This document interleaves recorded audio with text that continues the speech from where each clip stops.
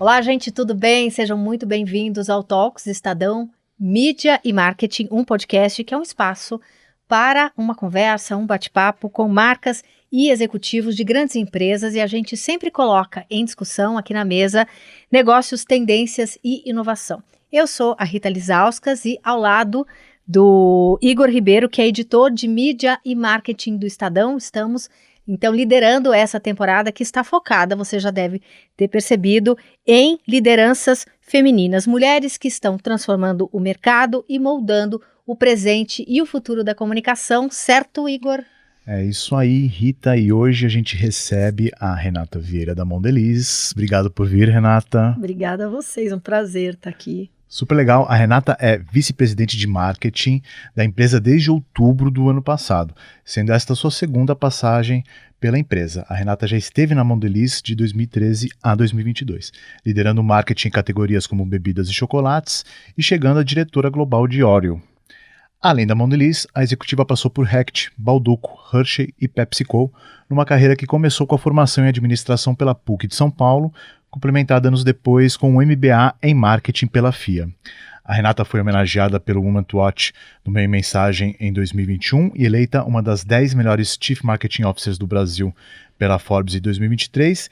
E como ela bem pediu aqui para frisar, é mãe da Isa e do Gabriel. Deixa eu fazer um parênteses. Imagina ela chegando para a Isa e o Gabriel antes e falando, os colegas da escola perguntando, o que sua mãe faz? Ela é diretora global de Oreo. Que sucesso com os amiguinhos. Caramba! Seja muito bem-vinda. Obrigada. Pior que isso é verdade, né? Os amiguinhos vão em casa, a primeira coisa, eles querem abrir o armário lá de casa. Abre a despensa, porque eles querem pegar lá, que tá sonho de valsa, chocolate. Porque sabe, né, que se tem uma despensa legal de ser aberta, é a da casa da Renata. Da casa é a tia preferida, né? Não, e eles brincam, eles falam, nossa, será que tem trabalho mais legal no mundo do que fazer inovação de chocolate? E vamos fazer trabalho na casa da Isa, né? Onde que a gente vai fazer o trabalho da escola? Na casa da Isa. Claro. Mas a gente falou de tantas marcas, né? De algumas marcas, na verdade, tem tantas embaixo do guarda-chuva da Mondelez. Conta pra gente um pouco desse portfólio, quais são as marcas que tem no Brasil, as principais que você cuida. Legal, muito bom. A Mondelez acaba sendo uma marca mais corporativa e empregadora. A gente, de fato, comunica e anuncia mais as marcas que vão para o consumidor. E a gente trabalha em categorias focadas em snacks, chocolate, acho que são as principais. Então, no Brasil, Lacta, Ouro Branco, Sonho de Valsa, Bis, né? Lacta é uma marca que tem 110 anos, são marcas centenárias que carregam uma tradição muito grande. E quando a gente olha globalmente, também marcas muito icônicas que o pessoal de casa com certeza vai se identificar. Milka, Cadbury, Toblerone, Côte d'Or, tem muitas marcas legais. E aí depois a gente vai para biscoito. Então, biscoito, a nossa principal marca é Oreo, que globalmente, né, é a marca número 1, uma marca super grande com muita relevância, Estados Unidos, no Brasil ainda em construção. Clube Social, que aqui também a gente fala que é o parceiro do rolê, tá junto com a galera, uma marca de rua que acompanha, que tá no movimento da rua. Depois tem Traquinas, que é uma marca também local. Aí a gente vai para o nosso portfólio de gomas e balas, com Trident, Babalu, Halls, bebida em pó, então Tang e Clyde, que também são duas marcas do portfólio, e tem outras marcas locais também, Gelatina Royal, que fazem parte aí do dia a dia dos brasileiros. Uhum.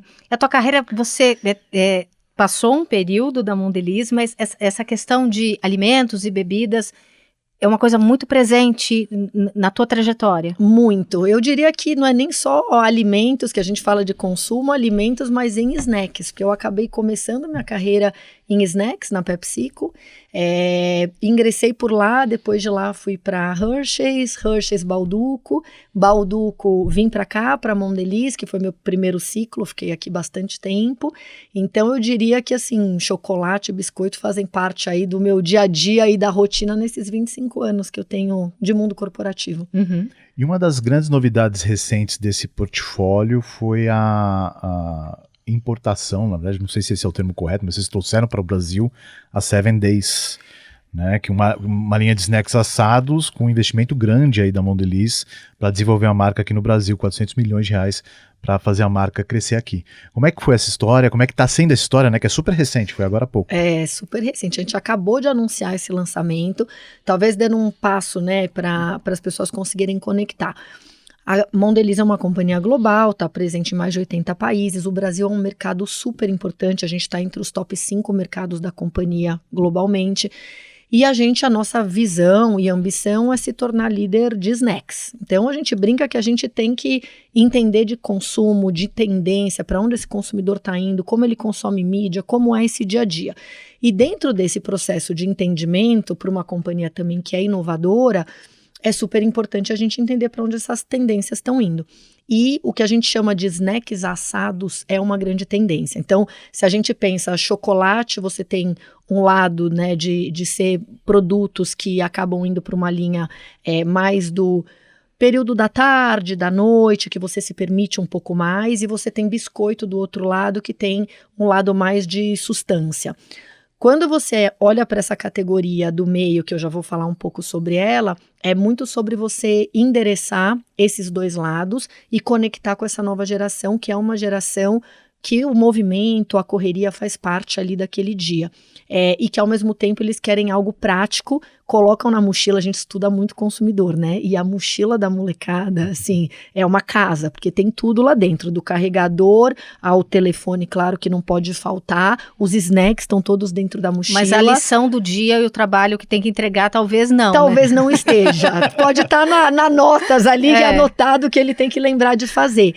E aí a gente identificou uma oportunidade muito grande de trazer algo que fosse muito prático, e quando a gente amplia com quem a gente está concorrendo, no Brasil é muito forte a cultura desse consumo de rua, do pão de queijo, do pão na chapa, da padaria. A gente falou, puxa, não tem nada prático que entregue esses dois mundos. E daí que veio a oportunidade para a gente lançar 7 Days, né? Então, 7 Days é uma marca nossa que está presente já em alguns países, mas o Brasil é o que está arrancando de fato com linha de produção. A gente vai fazer esse lançamento ser grande, com bastante investimento. Mas que parte muito de uma tendência e do que a gente está vendo de oportunidade, menos sobre ser uma marca global, temos que implementar no Brasil, é mais sobre temos uma oportunidade e tem algo fora que a gente pode aproveitar, que a gente já aprendeu, trazer e adaptar totalmente para o brasileiro. Então, formulação local, tudo local. E quando você fala tendência, você fala dessa coisa de assados. Ele é visto como mais saudável, como melhor a ser consumido. Ele é um pão croissant, então é um pão croissant com recheio, grande diferencial, recheio das nossas marcas, então recheio de chocolate Lacta, recheio de chocolate Laca branco e um de morango, que o produto está espetacular. A gente está começando a produzir para abrir vendas agora em setembro, então estou trazendo super em primeira mão. Mas o que é muito legal desse processo é a interação com o consumidor. Então, a gente desenvolveu a fórmula pensada, o produto do tamanho correto, que entrega essa saciedade, mas que tem uma caloria também correta. Então, a gente sempre fala, né? A gente produz o snack certo para o consumidor certo, para vender no momento correto, no lugar correto. Muito cuidado sempre com a qualidade. E esse processo foi todo feito de desenvolvimento, de interação com o consumidor, até a gente chegar da marca, a embalagem, a plano de comunicação, até canais de venda, onde a gente vai vender, como a gente fala com esse consumidor. E tem uma curiosidade, que eu acho que isso é muito legal, quando a gente olha o aspecto mesmo de carreira. Uma coisa é pegar uma marca centenária, como Lacta, que está há 110 anos falando com o brasileiro, que cresceu na sua casa, né? Chocolate é muito massivo, 20 bilhões é o tamanho da categoria, está presente em 90% dos lares. E aí, quando você pega uma marca centenária que tem que se manter relevante, você já vem de uma herança, né? Os seus pais consumiam, tinha na sua casa. A memória afetiva está do lado da marca. Está ali com você já carrega qualidade e tradição, mas você tem que se manter jovem, atual, inovação super importante. 7 Days está sendo outro processo, porque a gente quer lançar uma marca que já fale com a geração Z de partida. Então, a gente estava essa semana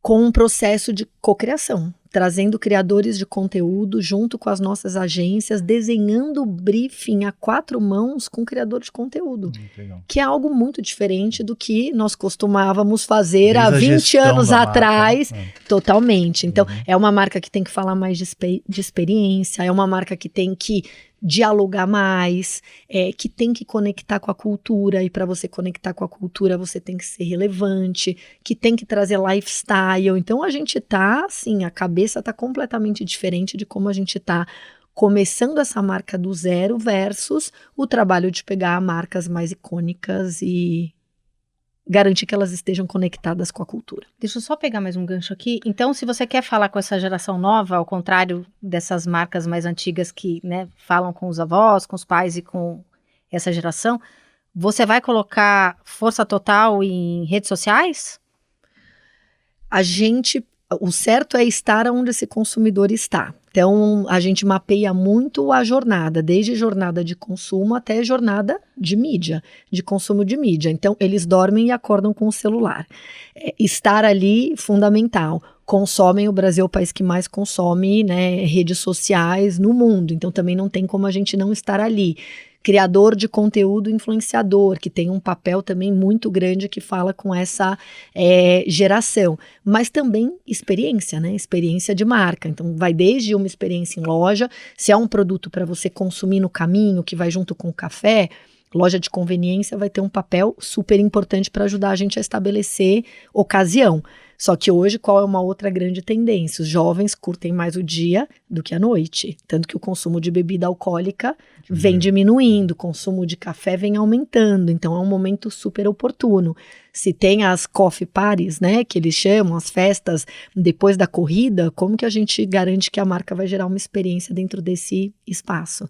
Então, de novo, volta muito para entendimento de consumidor. Uhum. Renata, daqui a pouco eu quero puxar uma pergunta a respeito de pesquisa e desenvolvimento, né? Que eu sei que vocês fizeram adaptações do produto estrangeiro para trazer aqui para o Brasil, mas tem uma coisa assim que eu, como paulistano, também adoro meus amigos do Rio de Janeiro, mas está me incomodando aqui no ouvido. Afinal, é biscoito ou bolacha?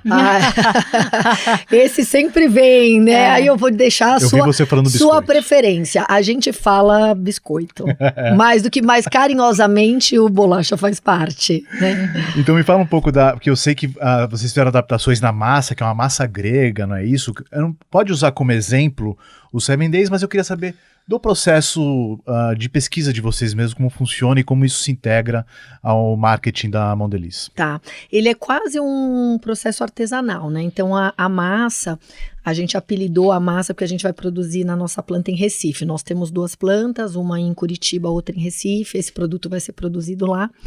E a gente apelidou de massa de manhinha, que é a massa madre. Essa massa madre, que tudo começa daí, a fermentação natural, então é bem diferente de um processo de produzir biscoito, ou de produzir chocolate, ou gomas, né, que é outra categoria importante nossa.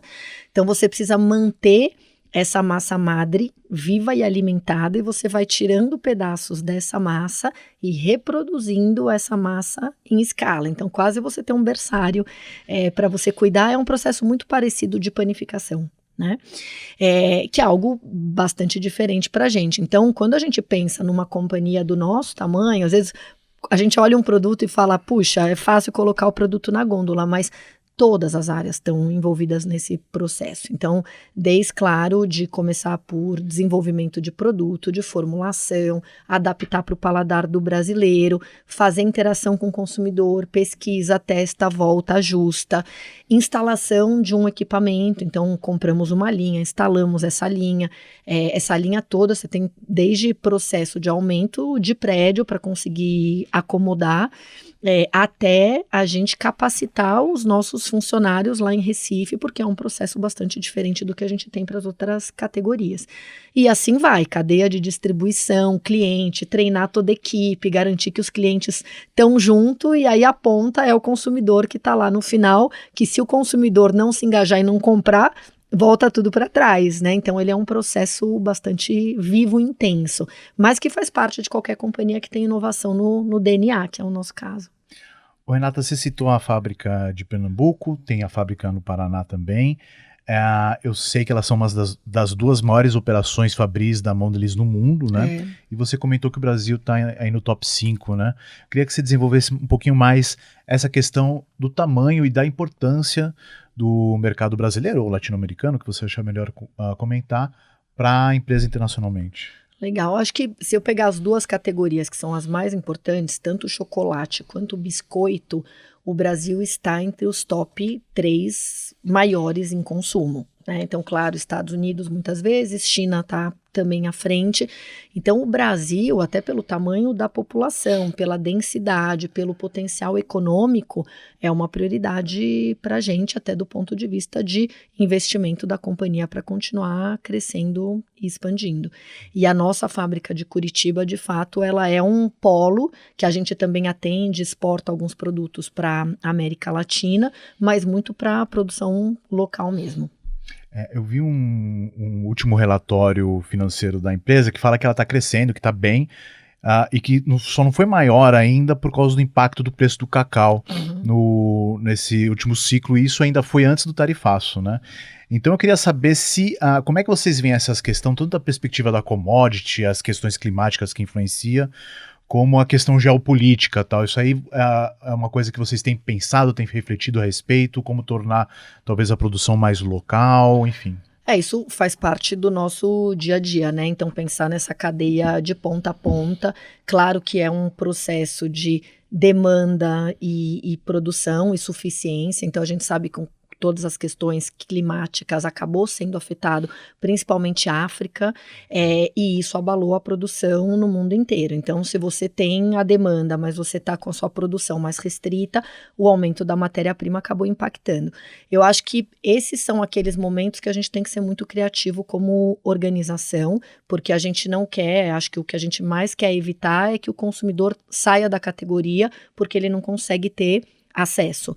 Então, como a gente diversifica o portfólio, como a gente pensa em tamanhos variados, como a gente entende potenciais inovações que podem ajudar também esse consumidor a continuar na categoria, isso faz parte do dia a dia. Então, acho que o primeiro processo olha para dentro, busca tudo que a gente tem de eficiência de custo para não penalizar, né, o consumidor, e ao mesmo tempo garante que a gente está trabalhando com toda essa amplitude de portfólio para que o consumidor consiga continuar na categoria. Mas, de fato, acho que toda a indústria que depende do cacau está passando por um período aí mais difícil, né? Saindo do desafio econômico para o desafio de mudança de cultura, a gente vê uma tendência das pessoas quererem comer menos açúcar, menos calorias, mesmo gostando muito de chocolate, mesmo gostando muito de gomas, mesmo isso fazendo parte da cultura alimentar brasileira, né? Como é que vocês olham para essa questão de uma mudança de comportamento do consumidor? Sim, tudo que é porcionado na quantidade correta, ele pode fazer parte. Então, eu acho que a gente fala muito sobre isso, é sobre você ter a porção correta, a sua dose correta, que satisfaça cada um dos indivíduos. E quando a gente até avalia a tendência, isso está acontecendo muito agora, assim, nunca foi tão grande essa coexistência entre saudabilidade e indulgência. E aí eu estou falando de uma forma geral, eu não estou falando das categorias que a gente joga, tá? Isso é uma das tendências globais que impacta alimentos e outras categorias. Então é aquilo, quando eu acho que o se permitir dentro de uma dose que seja aceitável, sempre vai fazer parte. Então você acha que saímos desse momento de demonização de ingredientes para consumo consciente? Consumo consciente. Eu acho que esse é um processo que vem acontecendo, né? E cada um com as suas escolhas. Então, por isso, acho que tem portfólio e tem variedade para que cada um possa fazer as suas melhores escolhas. Falando em consumo consciente, Renata, a Mondelez tem uma forte agenda de ESG, inclusive com um compromisso global de atingir net zero até 2050. Me conta um pouco de como é que vocês pensam e praticam sustentabilidade no dia a dia da empresa. Tá. É um pilar super importante para a gente, sustentabilidade, assim, pautas. A gente começa agora a discutir planejamento de 2026 e sustentabilidade com os nossos KPIs fazem parte, assim como a gente conversa a tendência de consumidor, a gente também está olhando para o impacto que a gente gera para a sociedade e para o mundo de forma mais ampla. Então, desde carbono, a gente está falando de embalagem, a gente está falando da cadeia de cacau, que a gente também tem um programa muito legal que é o Cocoa Life. Então isso faz parte do nosso dia a dia. Assim como a gente olha para resultado financeiro, a gente olha para os indicadores de sustentabilidade, que é como a gente produz de forma consciente, né? Volta o snack certo, da forma certa e o impacto que a gente gera para a sociedade. Então é um valor, um pilar super importante. E mesmo com essa tendência mundial puxada pelos Estados Unidos de falar que a ESG não é importante, né? Primeiro a sigla, não vamos falar da sigla. Segundo, não vamos fazer contrato com quem tem políticas de diversidade, né? A gente tem esse espírito do tempo mudando, né? Como é que vocês, como empresa, reagem quando esse cenário externo se mostra diferente? Eu acho que volta muito assim, a gente trabalha lá por um modelo que a gente fala BU, então no nosso caso a gente tem uma BU Brasil, que a gente tem a nossa autonomia como time de liderança para fazer aquilo que é o correto para o negócio. Então, um exemplo é quando a gente pensa em diversidade de gênero. Para a gente é menos sobre o gênero e muito mais sobre qual é o perfil que precisa estar capacitado para sentar naquela cadeira. Como a gente garante que a gente está replicando o perfil da população? Porque se a gente é uma companhia massiva e democrática e que eu preciso atender os consumidores lá fora, eu preciso garantir que isso comece também aqui dentro. Então, acho que vai muito sobre encontrar esse equilíbrio e, sem dúvida, esse é um pilar para a gente super importante, mas é muito sobre capacitar as pessoas e garantir que a gente tenha essa diversidade de pensamento, que é para a gente algo super importante e que a gente tenha essa diversidade da população refletida dentro do nosso negócio. Uhum. Renata, você comentou um pouco da BU brasileira, a independência que ela tem em relação a esse tema, e eu imagino que isso também pega bastante a comunicação, o marketing, porque, por exemplo, um case histórico da Mondelez aqui, que já, enfim, tem sido muito comentado, não seria entendido em outros idiomas, que é o morumbis. Uhum. Então, eu queria que se desdobrou para um pouco... Menor naming rights da história, esse, o maior e o menor, né? Exato, maior e menor, ótima definição. E que ele se desdobrou para um posicionamento todo de marca, né? Até hoje os trocadilhos seguem, né? Compartilha um pouco com a gente desse case e o impacto que ele tem no negócio até hoje. Legal. Esse é um case bem interessante, porque sempre que a gente está trabalhando comunicação e colocando o consumidor no centro, a gente fala, a gente precisa entender quais são esses pontos de paixão do consumidor. Então, música é um pilar super importante, entretenimento é um pilar importante, esporte é um pilar importante. E quando a gente pensa para o consumidor de bis, da marca bis, a gente fala com geração Z. Entretenimento está no centro e, claro, o futebol faz parte, mas a gente nunca tinha ativado esse território. E essa ideia partiu deles. Então, eles trouxeram, porque eles estavam buscando um naming rights que tivesse a menor interferência possível, porque acho que diferente de outros estádios, o Morumbi sempre foi ali uma marca muito consolidada, então eles não queriam talvez mudar aquilo que foi construído. São poucos, acho que a Bombonera, você pega alguns exemplos que já estava muito consolidado. E aí, pelo que o Tony conta, que é o diretor de marketing de São Paulo, porque eu cheguei, essa foi durante o meu período fora, eu fiquei 2 anos fora e eu voltei. E ele fala que eles tinham 2 ou 3 marcas, né? Aí eu falei, quem eram essas marcas? Porque eles não queriam descaracterizar o Morumbi.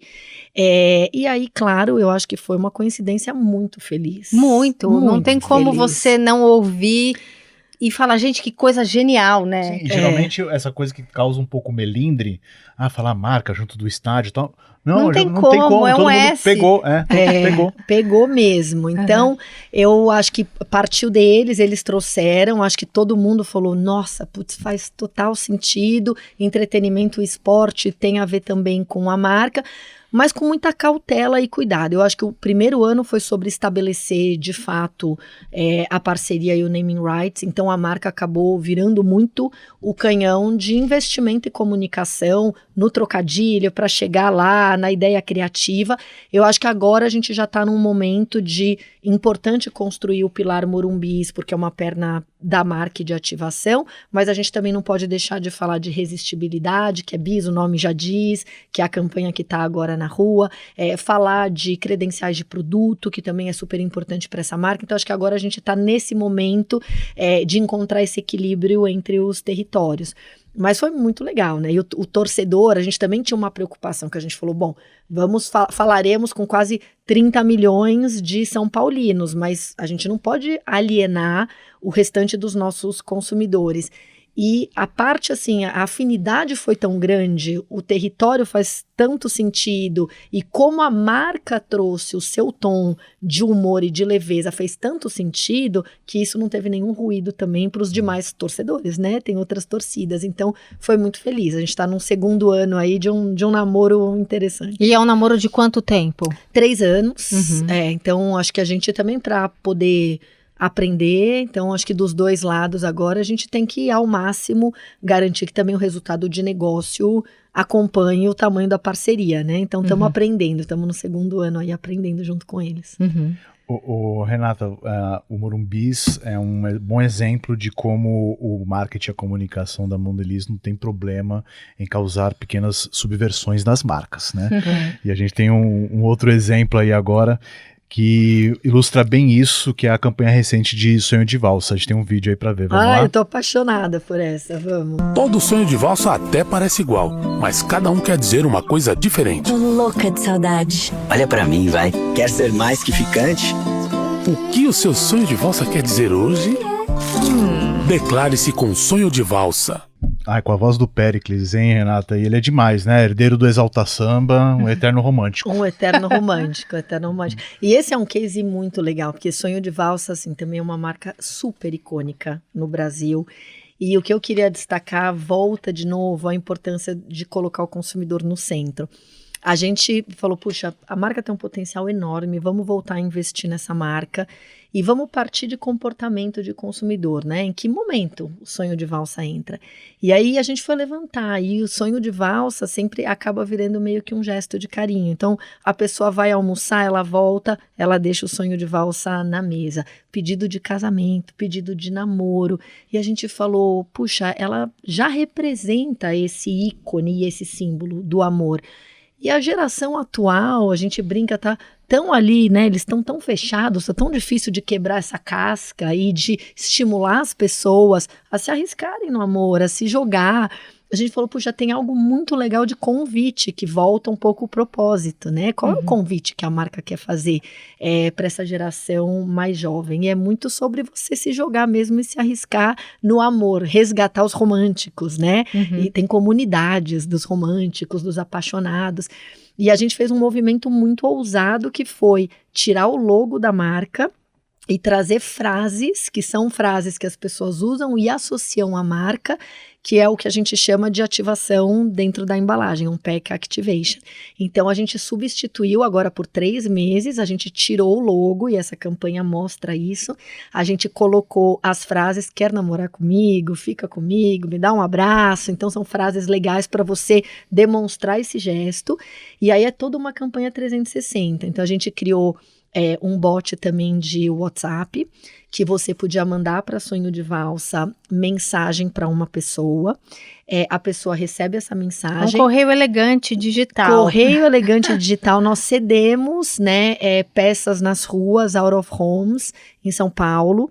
Com essas mensagens. Com essas mensagens. Então, cedemos espaço da marca para incentivar essa mensagem e essa troca de amor.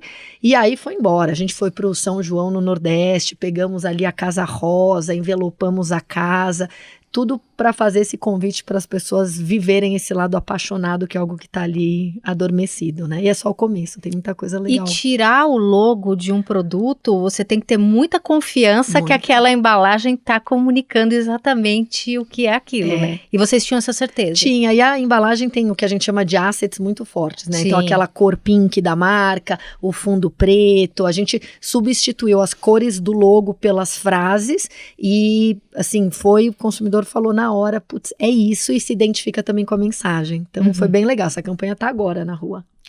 Renata, a empresa é bem famosa por também realizar colaborações que vão muito além de naming rights. como Oreo com Wandinha, com Coca-Cola, até Hershey's já teve colaboração com vocês. Mais recentemente teve a Selena Gomez. Isso. É um tipo de tática cada vez mais utilizada pela indústria e eu queria saber qual que é o racional, como é que você enxerga o que tem por trás das collabs. Legal. Eu acho que volta um pouco do que a gente falou de território. Então, quais são os territórios que são importantes e que tem sinergia para a marca?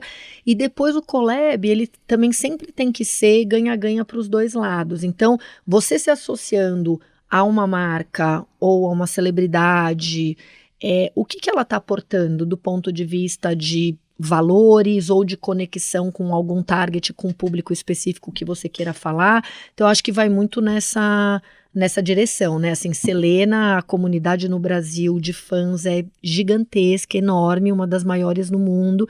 Oreo, parece que não, mas é uma marca ainda muito nova no Brasil. Então, quando eu falei de Lacta, que tem 110 anos, Oreo tem 10 anos que está no Brasil. Então, pensa que a geração de pais, e a marca joga muito nesse território de conexão entre pais e filhos, né? É o momento que você tá junto do ritual, e você tem que construir isso. Então, a geração de pais brasileiros não cresceram com Oreo. A gente está educando uma nova geração que vai virar a próxima geração de pais.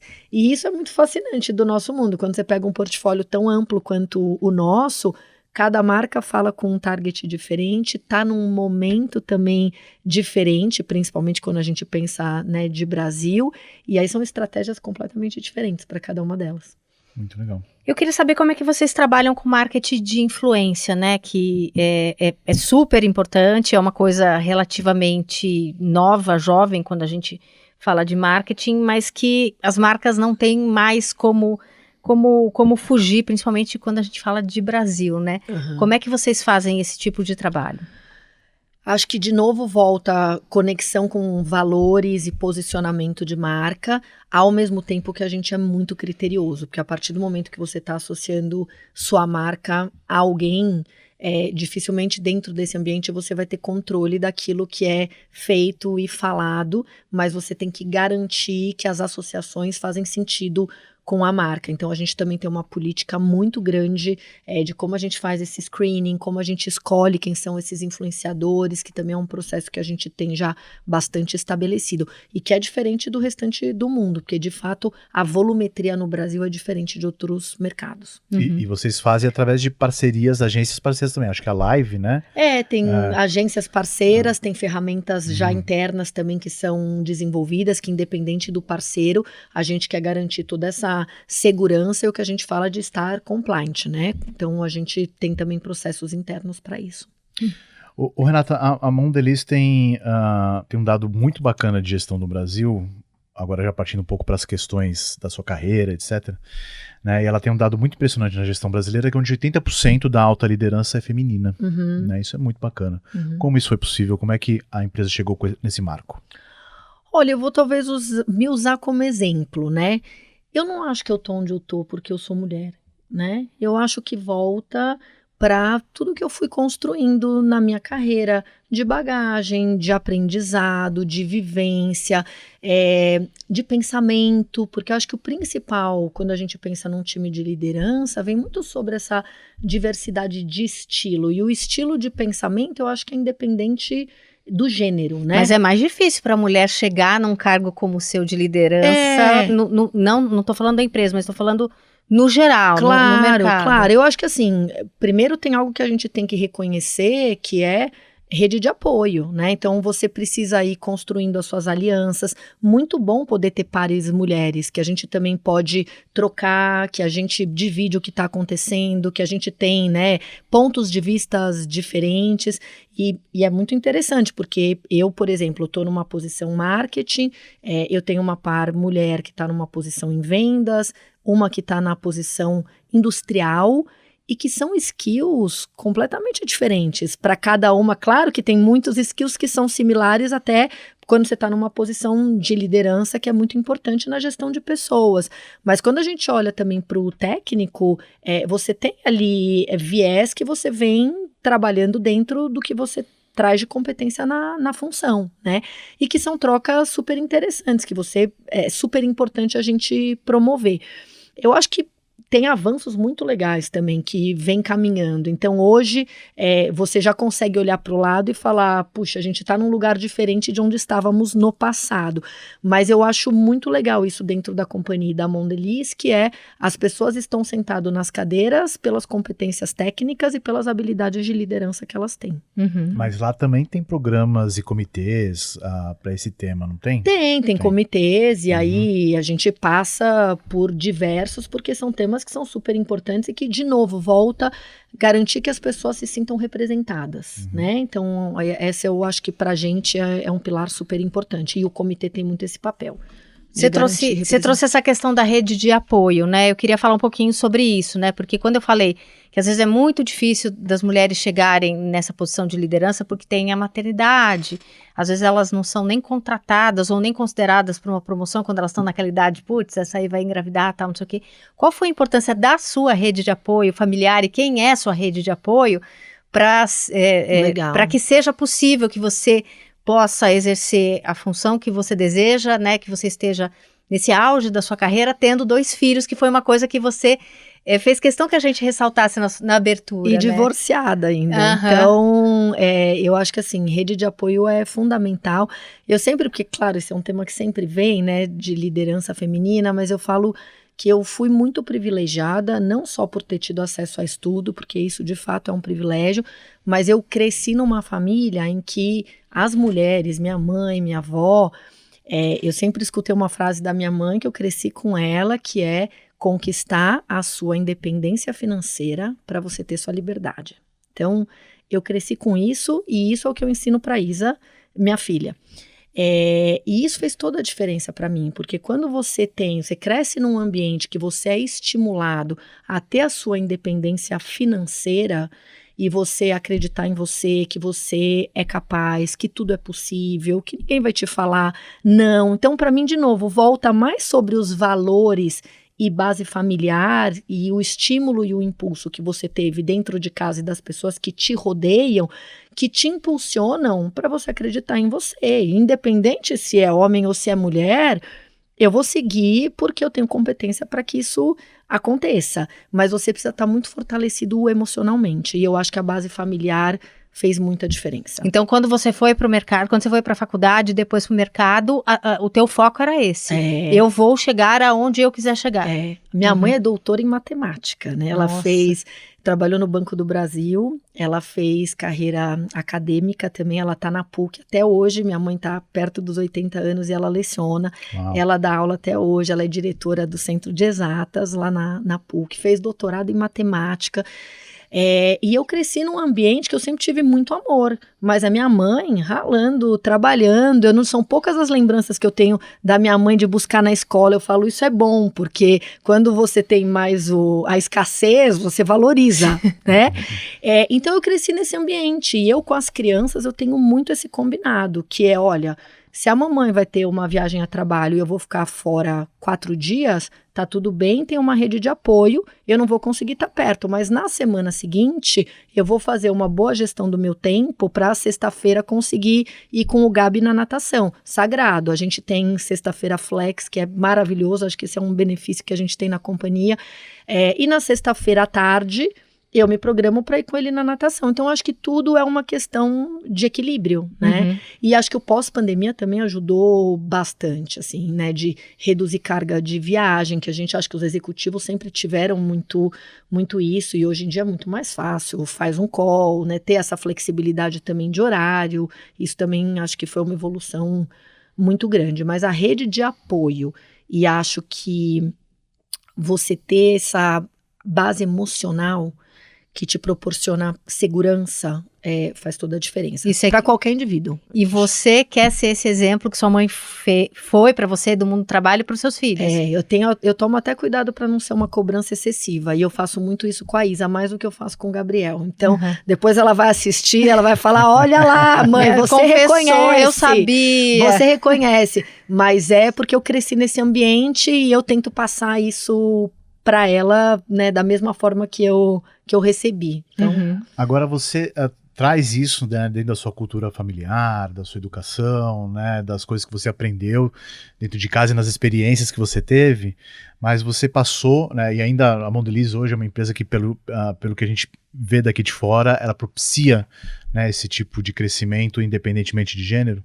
Você passou por diferentes companhias, etc. Eu não quero causar nenhuma saia justa que você nomine alguma, mas você teve episódios que você passou, que você teve que se impor, trazer essa coisa cultural sua e falar, não, isso não tá certo, isso tem que ser desse jeito e não desse jeito, que você trouxe isso para tentar mudar um pouco um vício que tinha numa empresa, alguma coisa assim? Eu acho que tem, mas também tá ligado um pouco à sua fase, o seu momento de carreira. Então, eu acho que talvez lá atrás tinha muito isso da mulher, poxa, você vai subir numa plenária para apresentar numa convenção de vendas, você se cobre toda, você põe um terninho, você se veste de executivo, porque você quer se moldar e se enquadrar dentro de um estereótipo, talvez, que foi criado. De competência, como se fosse a roupagem masculina, deixa eu mostrar que eu sou profissional. Exato, e aí vamos trazer para os dias de hoje, a gente não precisa falar de gênero, de homem ou mulher, mas pega essa geração mais nova. Se eu quiser ter o cabelo roxo, eu vou ter o cabelo roxo. Se eu for todo tatuado, eu vou ser todo tatuado. E tá tudo bem, eu vou estar dentro de um ambiente de uma multinacional.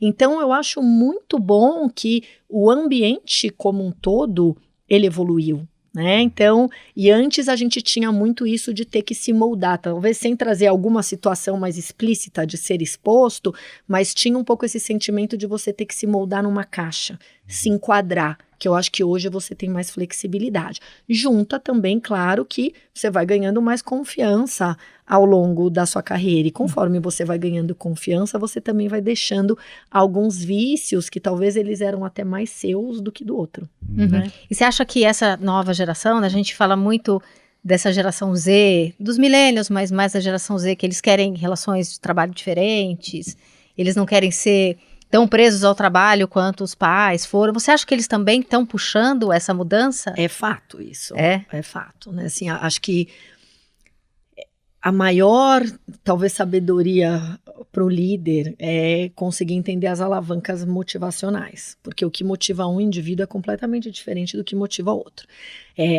Muitas vezes é sobre o puro reconhecimento. Então, terminou uma apresentação, você fala, puta, super trabalho, foi muito bom, parabéns.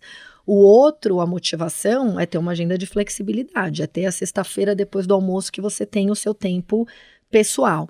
E quando a gente se conecta com essa geração mais jovem, entender esses motivadores é super importante. A relação que eles têm com o propósito, né?